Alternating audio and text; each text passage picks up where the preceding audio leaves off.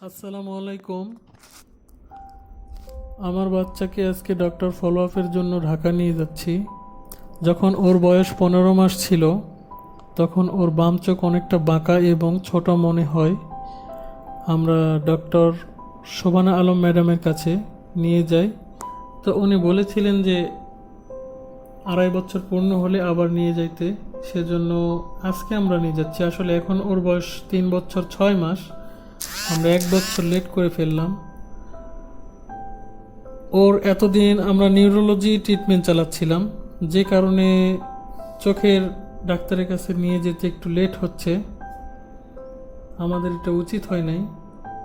তো neurology paediatric doctor Sarwar জাহান Bhuiyan sir ever care হসপিটালে উনি বসেন। তো সেখানে আমার বাচ্চাকে উনি ইইজি করাইছিলেন হাইপার অ্যাক্টিভিটি দেখার পর।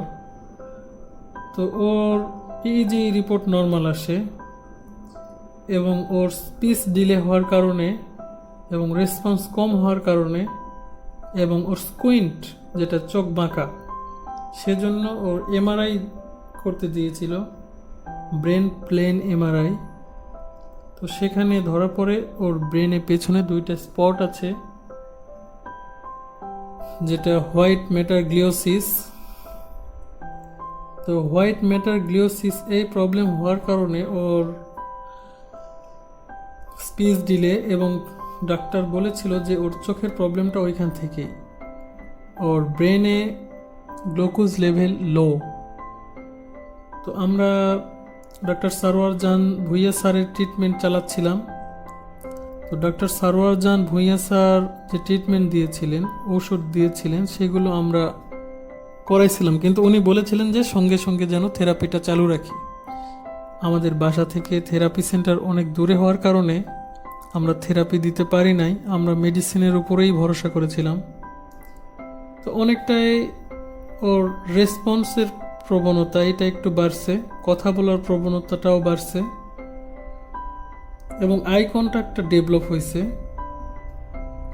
তো ডাক্তারের কাছে আমরা আসলাম, চোখের doctor doctor Sobhana Alam madam. তো প্রথমে আমাদের সিরিয়াল দেওয়ার কারণে আমরা 1 নাম্বারের সিরিয়াল পাইলাম। তো আজকে উনি বললেন যে আজকে একটা ড্রপ দিবে, শুধু 3 দিন ব্যবহার করার পর 4 নাম্বার দিনে আসতে। তো 4 নাম্বার দিনে আসলে উনি ওর চোখের পাওয়ার টেস্ট করবে। তো এজন্য আজকে উনি কোনো ভিজিট নিলেন না, তো আমরা ওখান থেকে চলে আসলাম। তো ডক্টর সারোয়ার জান ভুইয়া স্যার উনি বলেছিলেন যে ওর ব্রেনে গ্লুকোজ লেভেল লো হওয়ার কারণে চোখের প্রবলেম, অথচ চোখের ডাক্তার বললেন যে ওর চোখের মাংসপেশির গঠনগত ত্রুটি হওয়ার কারণে ওর চোখ বাঁকা। তো সেটা ডাক্তাররাই ভালো বলতে পারবেন আসলে কোনটা সঠিক। আমরা নিজেরাই যদি ডাক্তার হইতে পারতাম তাহলে তো অনেক কিছুই হইতো। এজন্য ডাক্তারদের উপরেই আমাদের ভরসা করতে হচ্ছে।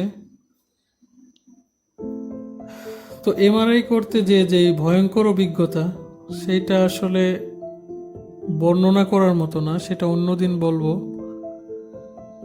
আমার বাচ্চার hyper activity, speech delay, response ছিল না, আই কন্ট্যাক্ট ছিল না। ধীরে ধীরে এই জিনিসগুলো আমাদের ডেভেলপ করতে হয়েছে। মেডিসিন ডক্টর সারোয়ার জান ভুইয়া স্যারের মেডিসিন নেওয়ার পর অনেকটাই ডেভেলপ হয়েছে। এখন ওর স্পিচ থেরাপি চলতেছে। স্পিচ থেরাপিতে আমরা যেটা বাসায় প্র্যাকটিস করাচ্ছি এটাই ওর ভালো ডেভেলপ হচ্ছে। থেরাপিতে আসলে ওরা যে পরিমাণ টাকা নেয়, যে পরিমাণ খরচ প্রতিদিন, এরকম খরচ আমাদের পক্ষে বহন করা সম্ভব না। আমার বাচ্চাটা যেন সুস্থ স্বাভাবিক জীবনযাপন করে, সেজন্য আমরা চেষ্টা চালাচ্ছি। যখন আমাদের বাচ্চার প্রবলেমটা জানতে পারলাম, আমরা ইউটিউব, ফেসবুক, অনলাইনে সব জায়গায় সার্চ করলাম প্রবলেম এটার সমাধান করার জন্য।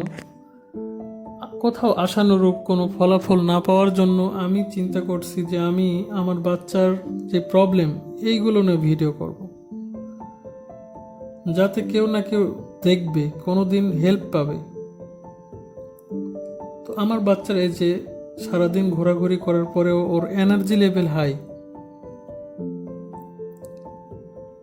ওর প্রবলেম সব কিছু ঠিক আছে, ওর চলাফেরা, খেলাধুলা, ওর খাওয়া দাওয়া, টয়লেট করা সব কিছু ঠিক আছে। আগে বাবা মা কে কোনটা নির্দিষ্ট করতে পারতো না, এখন অনেকটাই পারে আলহামদুলিল্লাহ, আগের চেয়ে অনেক ডেভেলপ করছে।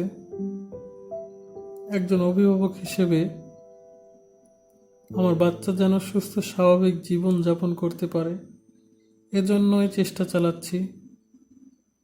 হয়তো অনেকেই বলে যে বাচ্চা একটা নির্দিষ্ট সময় পর বয়সের সঙ্গে সঙ্গে সব কিছু ঠিক হয়ে যাবে, কথা বলবে। আসলে এগুলো ভুল ধারণা। হ্যাঁ বলবে, কিন্তু বাচ্চা যদি প্রবলেম থাকে সেই প্রবলেমটা তো ওই সাথে সাথে সুস্থ হয়ে যাবে না। এটাকে মেডিসিনের মাধ্যমে বা থেরাপির মাধ্যমে আপনাকে ঠিক করতে হবে। আপনার বাচ্চার বয়স যত বাড়বে প্রবলেমটাও বাড়বে। বয়সের সাথে সাথে সব কিছু ঠিক হয়ে যায় না, আপনাকে চেষ্টা চালাতে হবে। এজন্যই আমরা চেষ্টা চালাচ্ছি। কথায় আছে যে ছোটবেলায় চেষ্টা চালালে সম্ভব, বয়স বাড়লে প্রবলেমটার বয়সও বাড়বে। সেজন্য আমরা অল্প বয়স থেকে চেষ্টা চালাচ্ছি যেন আমরা এটা সমাধান করতে পারি। আমার বাচ্চাটা সুস্থ স্বাভাবিক জীবনে ফিরে আসুক, এই জন্যই আমাদের চেষ্টা। তো দোয়া করবেন আমাদের জন্য। আবার 4 দিন পর ডাক্তারের কাছে নিয়ে যেতে হবে। এই যে রাত 10টা বাজে আমরা বাসায় আসলাম, তারপরে ও একা একা সিঁড়ি বেয়ে উঠতেছে, ওর এনার্জি লেভেল সব সময় হাই, ওর কোনো ক্লান্তি নাই, ছোটাছুটি, দৌড়াদৌড়ি, খাওয়া দাওয়া সব কিছু ঠিক। তো ডাক্তার বলছে যে ঠিক হয়ে যাবে, থেরাপি দিতে হবে। একসঙ্গে ওর 3টা ট্রিটমেন্ট চলছে। দোয়া করবেন সবাই আমার বাচ্চাটা সুস্থ স্বাভাবিক জীবনযাপনে ফিরে আসুক, কারো লাইফে যেমন এমন প্রবলেম ফেস করতে না হয়। মহান আল্লাহ তাআলার কাছে এইটাই প্রত্যাশা। সবার কাছে দোয়া চাওয়া ছাড়া তো আমাদের আর করার কিছু নেই।